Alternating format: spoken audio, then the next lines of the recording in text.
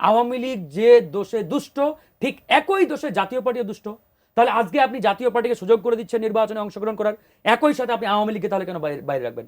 ভোটাররা যাতে নির্ভয়ে নির্বিঘ্নে ভোট কেন্দ্রে আসতে পারে, তারা যাতে তাদের ভোটাধিকার প্রয়োগ করতে পারে এবং তারা যাতে তাদের পছন্দ মতো প্রার্থীকে চুজ করতে পারে, বাছাই করতে পারে, দ্যাট ইজ কল্ড ইনক্লুসিভ নির্বাচন। আসলে দেখেন, নেপালের অন্তর্বর্তীকালীন প্রধানমন্ত্রী বলেছেন নেপালকে তিনি বাংলাদেশ হতে দেবেন না। তো ভালো কথা, আমিও তো প্রশ্ন করতে পারি, আমরা কি নেপাল হতে চাই? বাংলাদেশে তো আমরা নেপাল হতে চাই না, আমরা নেপাল কেন হব?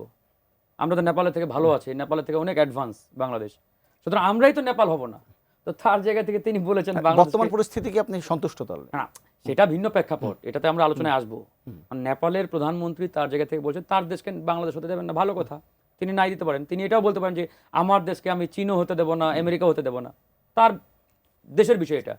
একই সাথে আমি বাংলাদেশের জায়গা থেকে বাংলাদেশের নাগরিক হিসাবে আমিও তো এটা বোল্ডলি বলছি, আমার দেশকে আমি কখনো নেপাল হতে দেবো না, আমার দেশকে আমি কখনো ইন্ডিয়া হতে দেবো না, পাকিস্তান হতে দেবো না, আমার দেশকে আমি বাংলাদেশ হতে দেবো, বাংলাদেশ রাখতে চাই, বাংলাদেশকে এমনভাবে গড়ে তুলতে চাই, রোল মডেল করতে চাই যাতে বিশ্ব দরবারে আমি বাংলাদেশের নাগরিক এটা মাথা উঁচু করে বলতে পারি, এটা আমার গর্বের পরিচয়। এখন আমার সহ-আলোচক আজকে ধরেন যে এই নেপালের উদাহরণ টেনে আগামী নির্বাচন, ইনক্লুসিভ নির্বাচন, এটা সেটা নিয়ে যে বক্তব্যটা দিয়েছেন, আমি একবারই তার সাথে ভিন্ন মত এবং দ্বিমত পোষণ করছি। দেখেন, ইনক্লুসিভ নির্বাচন আমরা সবাই চাই। আওয়ামী আমলে যে ইনক্লুসিভ নির্বাচনের কথা বারবার বলা হচ্ছিল, আর বর্তমানে এই প্রেক্ষাপটে যে ইনক্লুসিভ নির্বাচনের কথাটা সামনে আসছে, এই দুটো টার্মের মধ্যে, শব্দের মধ্যে সো মাচ মানে ফ্রাক, অনেক পার্থক্য আছে। আওয়ামী লীগের আমলে কি নির্বাচন হয়েছে? আওয়ামী লীগ ভার্সাস আওয়ামী লীগ। এখন কিন্তু Awami League versus BNP versus BNP নির্বাচন হচ্ছে না। এখানে অনেকগুলো রাজনৈতিক দল, যারা বাংলাদেশপন্থী, যারা এই দেশপন্থী, যারা এই গণঅভ্যুত্থানের পক্ষের শক্তি, তাদের সমন্বয়ে একটি সুন্দর ইনক্লুসিভ নির্বাচনের দিকে কিন্তু আমরা এগিয়ে যাচ্ছি। ইনক্লুসিভ নির্বাচন মানে কি? এটা কিন্তু জাতিসংঘ এমনকি আমাদের যে আন্তর্জাতিক স্টেক হোল্ডার যারা হয়েছে, আমাদের উন্নয়ন সহযোগী যারা, ইউরোপীয় ইউনিয়ন বলেন, আমেরিকা বলেন এবং অন্যান্য যে দেশ যারা রয়েছে, তারাও কিন্তু স্পষ্ট করেছে যে ইনক্লুসিভ নির্বাচন মানে এই নয় যে আওয়ামী লীগকে নিয়ে নির্বাচন করতে হবে। তারা ইনক্লুসিভ নির্বাচন মানে এটাকে ফোকাস করেছে যে এখানে ভোটাররা যাতে নির্ভয়ে নির্বিঘ্নে ভোট কেন্দ্রে আসতে পারে, তারা যাতে তাদের ভোটাধিকার প্রয়োগ করতে পারে এবং তারা যাতে তাদের পছন্দ মতো প্রার্থীকে চুজ করতে পারে, বাছাই করতে পারে, দ্যাট ইজ কল্ড ইনক্লুসিভ নির্বাচন। ইনক্লুসিভ নির্বাচনের কথা বলে আপনি যদি ওই আওয়ামী বয়ান টেনে আনার চেষ্টা করেন, তাহলে ভাই এটা জাতীয় পার্টিকে তো বাদ দিতে বলছেন আপনারা। জাতীয় পার্টিকে বাদ দিতে আমরা বলছি না, এটা তো দেশের মানুষই বলছে। বিকজ আপনি আওয়ামী লীগকে তাহলে কেন বাইরে রেখেছেন? আওয়ামী লীগ যে দোষে দুষ্ট ঠিক একই দোষে জাতীয় পার্টিও দুষ্ট। তাহলে আজকে আপনি জাতীয় পার্টিকে সুযোগ করে দিচ্ছেন নির্বাচনে অংশগ্রহণ করার, একই সাথে আপনি আওয়ামী লীগকে তাহলে কেন বাইরে রাখবেন? এই প্রশ্নটা জাগে না? তাহলে আওয়ামী লীগকে অংশগ্রহণের সুযোগ করে দেন। ওই ওই ওই কথা থেকে আসছে কিন্তু।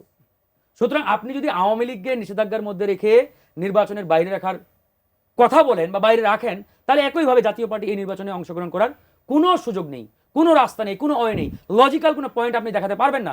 আমি চ্যালেঞ্জ করে বলতে পারি আপনাকে, কারণ যে যে অপরাধে আপনি আজকে আওয়ামী লীগকে ইন্টারিম নিষেধাজ্ঞার মধ্যে রেখেছেন, ঠিক একই দোষে জাতীয় পার্টিও দোষী, তার যে সহযোগী যারা 14 দল, তারা প্রত্যেকে দোষী। পরিষ্কার কথা আমাদের।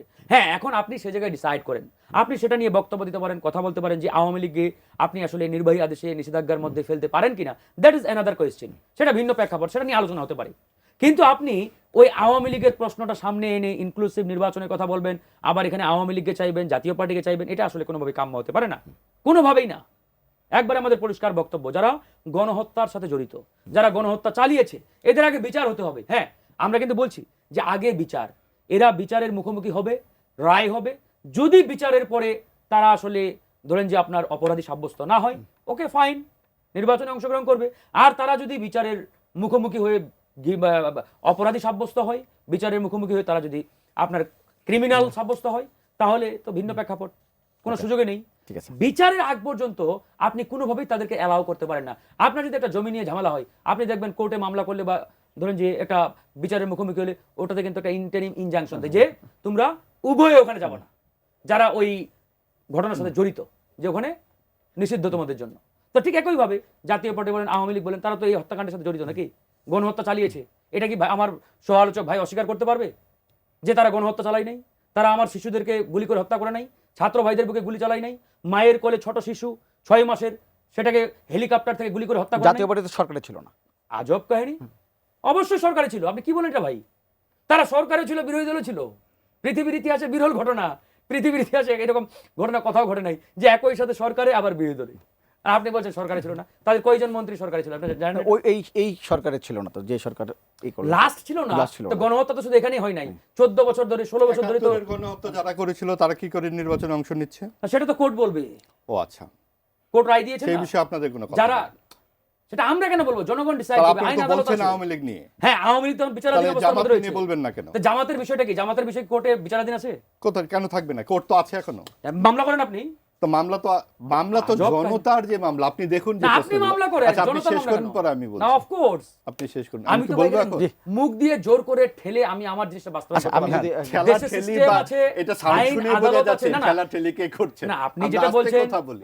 এখানে আমি তো এখানে জামাত, এত জোরে বিএনপি, কথা গণ বলার অধিকার, কিছু নাই। আমি কাউকে বলছি না।